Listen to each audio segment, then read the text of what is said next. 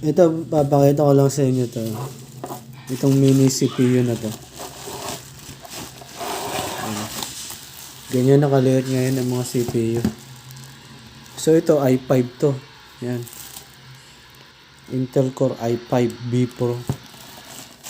So meron din yung mga connector. Oh. HP siya. Yan, may USB port. Headphone port. Dito naman sa likod. Pansin nyo. Yan. May HDMI. USB port din. Yan. Tsaka yung LAN. Tsaka yung pinaka-power. Ito yung mga kanya. Mga plug. Yan. Yan. Sasaksak sa computer. Sa monitor pala. Ito. Nandyan yung mga plug.